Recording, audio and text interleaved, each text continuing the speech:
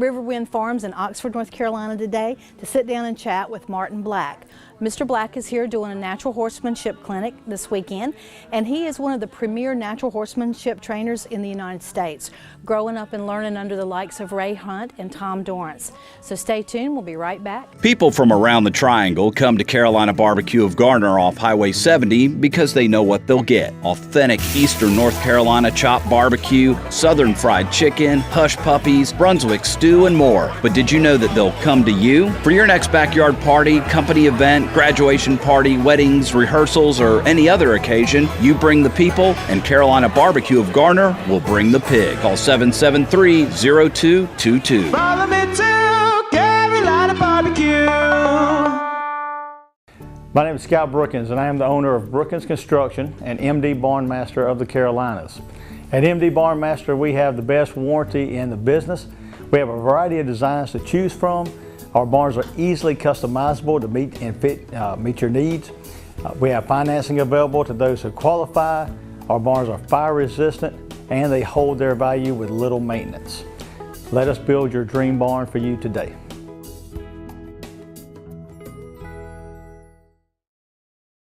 You know, you don't need a PhD in tractorology to understand that more power is a good thing. Mahindra tractors are engineered for maximum power and backed by a 5-year powertrain warranty. Yes, sir, Mahindra tractors even have enough power to give the competition a lift. Take a good look at the world's #1 selling tractor, Mahindra.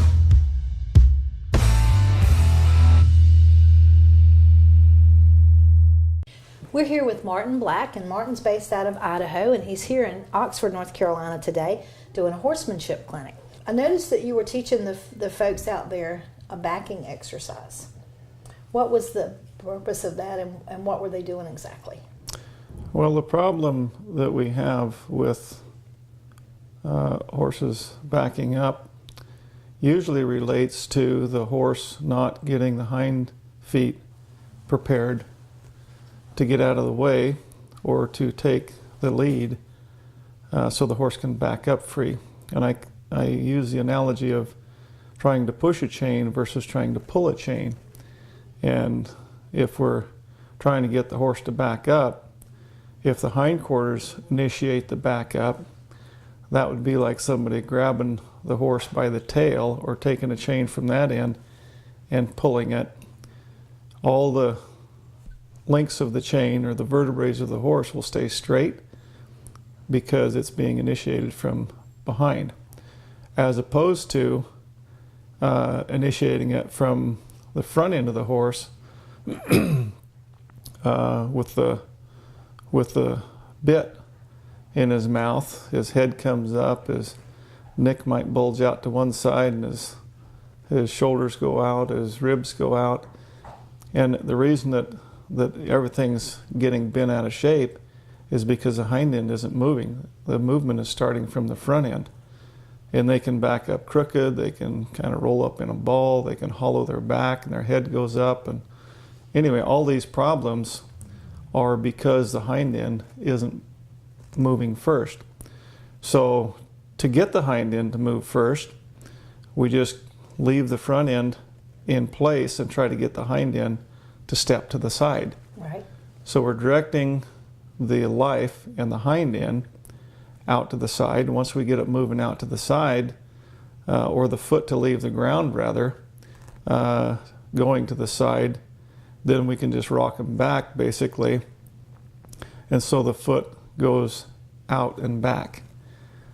And when the horse gets real familiar with this and the person's familiar with it, you can just start that horse with the hind feet, set it back, and then the front end's playing catch up. So that's where you get the effect of taking the chain by the tail and pulling it back, as opposed to trying to push the chain from the front back. Right. And I noticed during the exercise you were talking about knowing where your horse's feet were at all the times, and so that's a good way to learn how to look for that and where they're placing them, so that you can control them, I guess. Well, most of the problems I think horses have with what we're trying to tell them is we're trying to tell them to do a maneuver. And it's like trying to teach them a dance. And the horse needs to say, do I start with my left foot, my right foot, my front foot, my hind foot, left, right, forward, back? And we're not giving them the answers to those questions. So if we're going to address forward, sideways movement with, a left foot, a right foot, whatever, we need to be more specific. And if we want the horse to move a specific foot, a specific direction, we have to know when he starts to move a foot,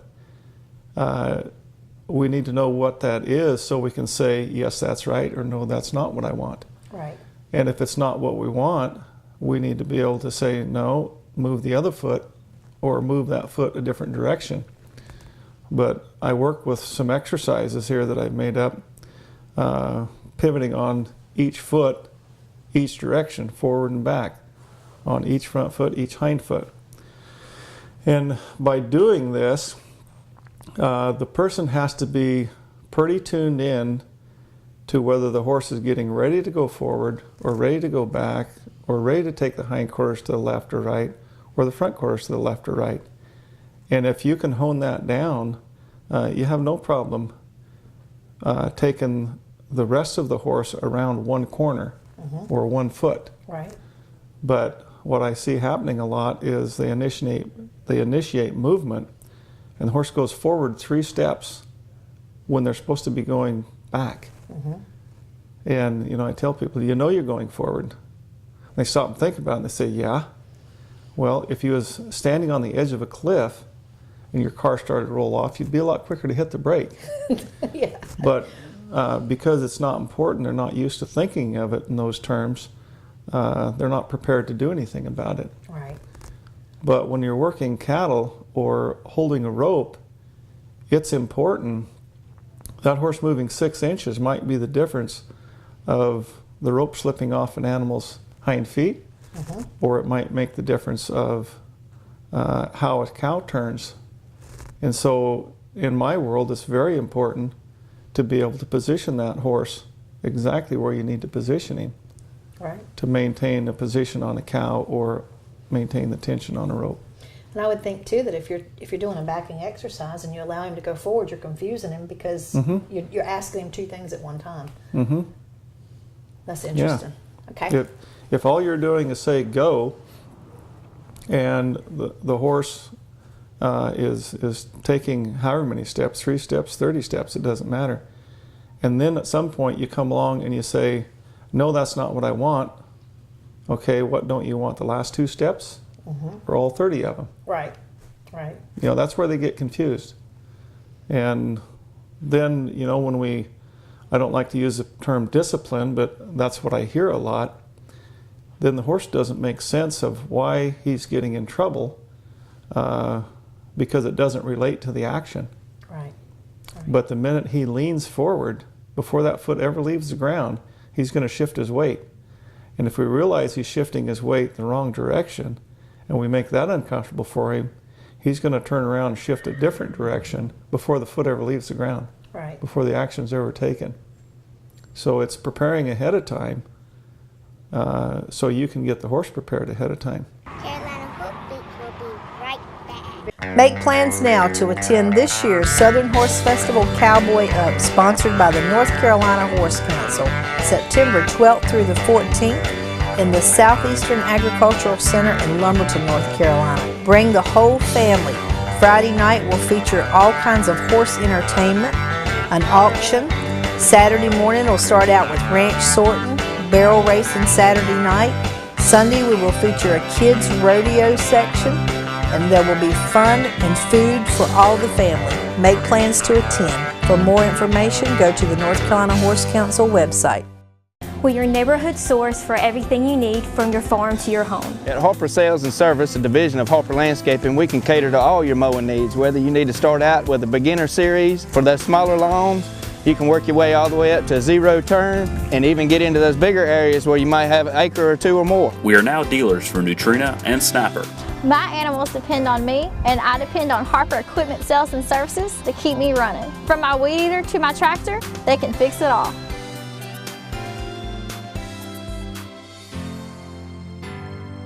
If you don't use a typewriter or rotary dial telephone, then why still water your horse with a bucket?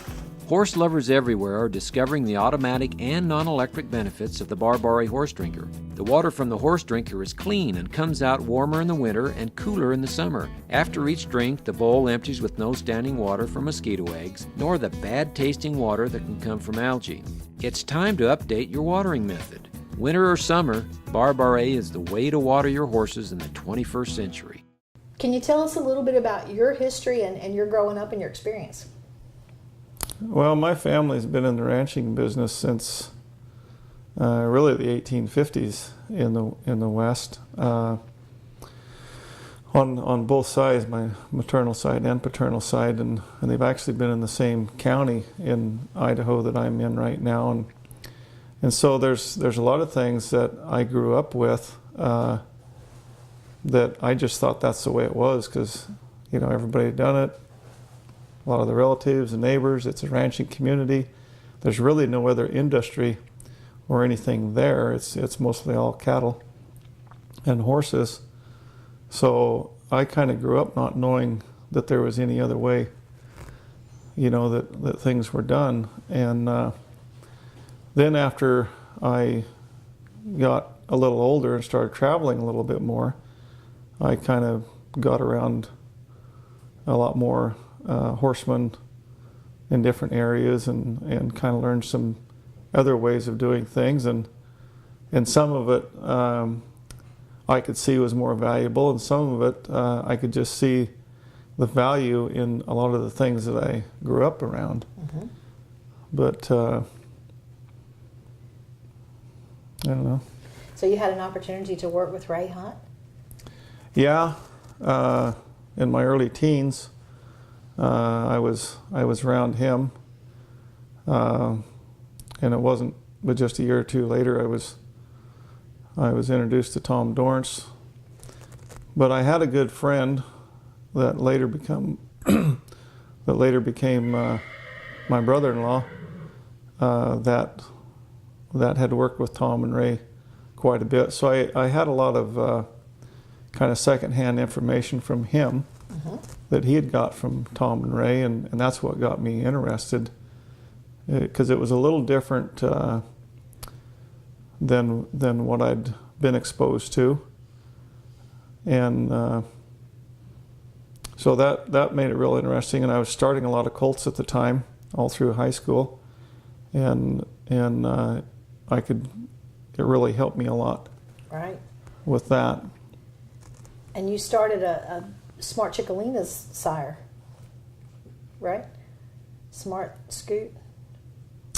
Yeah, he's not Smart Chickalina's sire. He's related to Smart Chickalina, but Smart Little Scoot, I started him, and he went on to be Smart Little Lena's leading son in money earnings, that is. Mm-hmm. And I think that's probably still true today, but I had a contract colt starting business for quite a few years. I'm pretty well out of it now, but for quite a few years I'd start as many as 500 horses a year, race horses and quarter horses, thoroughbreds and quarter horses, and that gave me a lot of opportunity to work with a lot of white rats. They were all kind of a science project for me. A lot of experiments, a lot of try this, try that, and that was a real interesting time in my life with horses. But it also gave me an opportunity to work with a lot of different types of horses.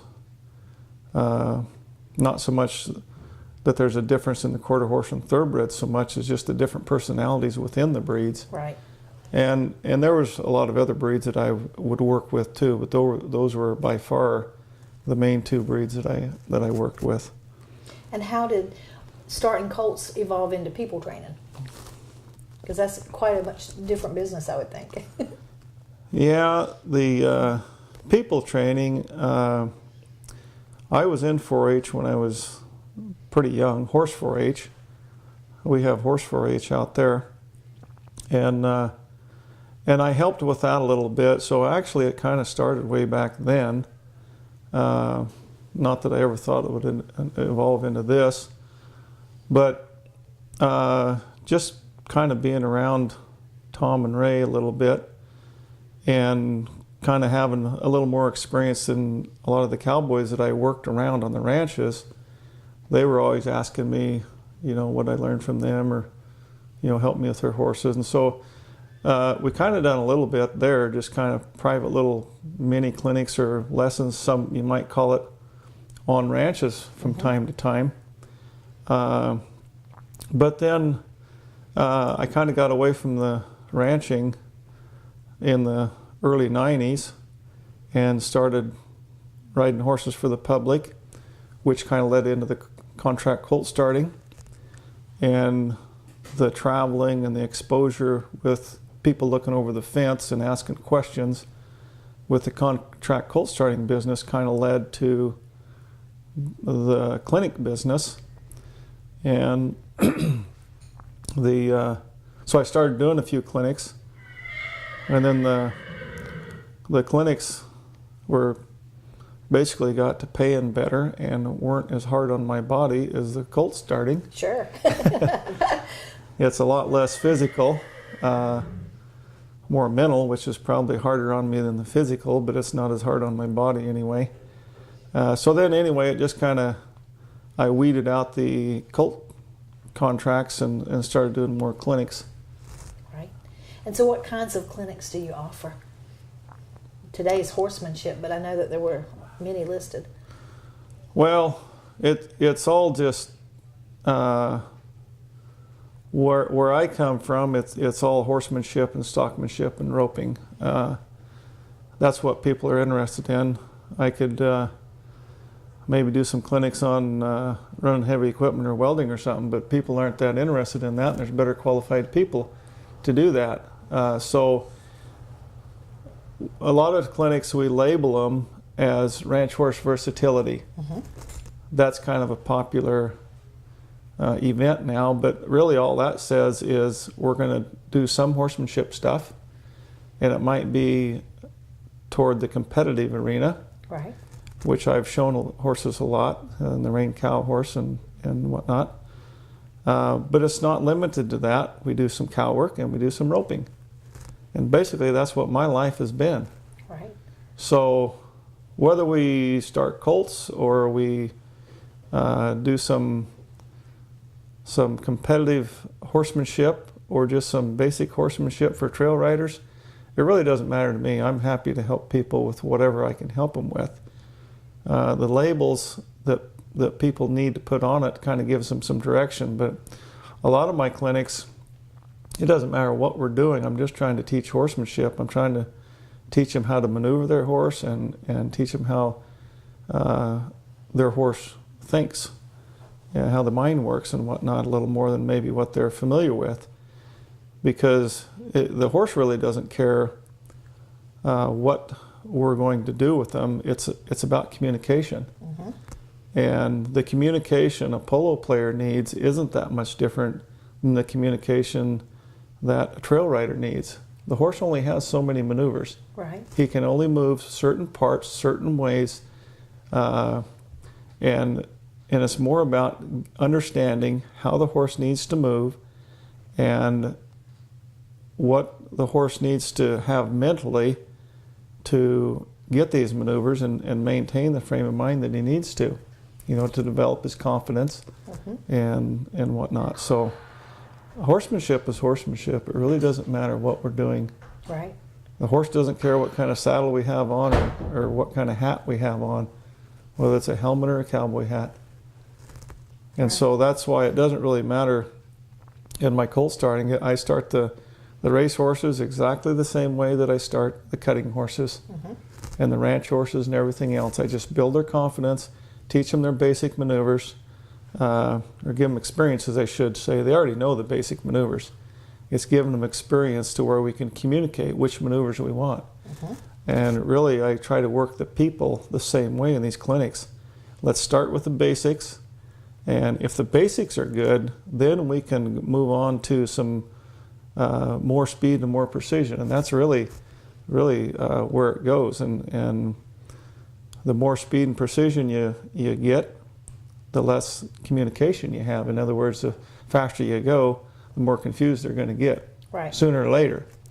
So still, at some point, you got to come back to the communication. Now, some trail riders, they don't worry so much about speed or even precision, but if they understand a little bit of it, they're going to get along with their horse better. Their horse is going to be less confused. In the competitive arena, they don't worry so much about the communication. They want the speed. Correct. But it just depends on where your balance is. But still, it comes back to communicating with the speed and precision. I went to your website before our interview today, and I saw that you have lots of products on there and DVDs and training stuff. And one book caught my attention, and it was Evidence-Based Horsemanship. Can you elaborate a little bit on what that's about? Well, that book is kind of the brainchild of my partner, Dr. Steve Peters. He's a neuroscientist, and he came to me when I was doing a demonstration in Fort Worth, starting a colt. And basically he said, I've been watching you for a while, and I got some questions for you. And he started asking some questions about some of the things I said and some of the things I did that he seen me do that day, and that he kind of learned about when he researched me. And as he started asking me questions, and I started having questions for him, because I knew he was coming from an area that I wanted to know more about. Right. Because I didn't have any background in science or medicine. I just went to a country school and got out of high school as fast as I could and went back to the sagebrush. And so there's a lot I didn't understand about chemicals and how the brain functions and things like that. But I knew that there was a lot about what I was doing that I thought was maybe chemical related, because I would relate it to people that I had worked around or been around that had been affected by drugs or alcohol. Mm-hmm. And so that kind of theory I had that maybe this is like somebody that drinks one type of alcohol and wants to love, and the next one wants to fight, and the next one, gets depressed, and the next guy gets smart, and all those affect their moods. And so I kind of thought there was something going on in the horse, and Dr. Peters just confirmed this for me and helped me understand that side of it a lot better. And of course, Dr. Peters, he's got some experience with horses, but he obviously come from a different background, and he was wanting to tap in on my knowledge and experience with horses, mm-hmm. to confirm a lot of his theories from the science side of things, the medical side of things. So every time we get together, which we don't live close to each other, and so it's only limited times, maybe a couple, 3 times a year, that we have an opportunity to get together and trade ideas. But every time we get together, I learn a lot, and he says he learns a lot, and it's just really, really productive. And Dr. Peters kind of put the book together for the most part. I made some comments in it, but he done most of the work and had most of the input in it. But we've had several presentations in the United States and Canada so far, probably 8 or 10 maybe different presentations, and we're doing one in Pennsylvania here in a couple of weeks. That every time we do one, we learn a lot about how we can make it more palatable for the people. Mm-hmm. And so that's really interesting. And then, of course, I get a better understanding of what he's trying to say. I'm not that familiar with words that have 18 letters in them. I wouldn't be either. Well, what a wonderful thing for science and experience to marry like that, and the doors that can open for research and development of those ideas, mm-hmm. and understanding for people like myself, how to make the horse happy and get the positive results easily because he likes what he's doing. And the other thing that I think is real interesting, and most people understand this, but a lot of people, when they first look inside the window here, they kind of say, well, that's a cowboy. What's he going to do for me? Well, it's not about what you can do that's like what this cowboy's doing, or maybe what this doctor's doing that you can do. What it is understanding how the brain functions and how it relates to what you're going to do with the horse. It doesn't matter if you're a veterinarian or a cowboy or a horseshoer. Anybody that's going to get close to a horse and is going to be affected by that horse's actions will be better off for understanding why that horse's actions are what they are. Absolutely. And if you understand, I believe, like I understand better, the chemical side of things, then it helps explain the mental part of it. Mm-hmm. And the better you understand the mental part of it, then the more you can affect and understand the physical part of it. Absolutely. I mean, when you think about just the one little bit of knowledge that the horse is a prey animal and how that affects his behavior has helped and changed the whole entire horse industry. Imagine what that kind of science could do for it. That's incredible. Mm-hmm. So how can people contact you? My website is very simple. It's just martinblack.net. With us now is Marty Price, and Marty's a student in Martin Black's class today. So tell me how you're enjoying the class. He breaks the things down that we expect of our horses into such miniature little pieces. It's hard at first to see how carefully stepping off your horse's footfalls and making him stop with the proper foot last applies to everything, but it really does, because when you speed it all up, it helps me, get out of the way of my horse to do his job that he kind of already knows how to do, and I just need to step. Hi, my name's Paul Dunn. I'm from Mule City Feeds here in Benson. I'm a member of the Benson Area Chamber of Commerce, and these are my mules. We want to invite you to come to Benson Mule Days in September. It'll be the 4th weekend, and starting on Thursday, we're going to have a concert. It's free. Please come and see that. On Friday, we'll have the mule events. It's just like a horse show. You come, you bring your mules, you come sit in the stand, see what happens. The most fun thing that happens all day long is the mule race. On Saturday, it's really a great event where we have a parade like none other in the state of North Carolina. There's about 2,000 horse and rider and wagons. Saturday afternoon, we have a bluegrass show. And Saturday evening we have more rodeos and street dances, and there's plenty of carnival rides for the kids. On Sunday we finish up with a rodeo and more carnival rides. Look forward to seeing you. Come on down to Mule Day this September. Brought to you by Southeast Equine Magazine, keeping you in the know about everything equine in the Southeast. Also by Carolina Hoofbeats, the #1 equine magazine of the Carolinas.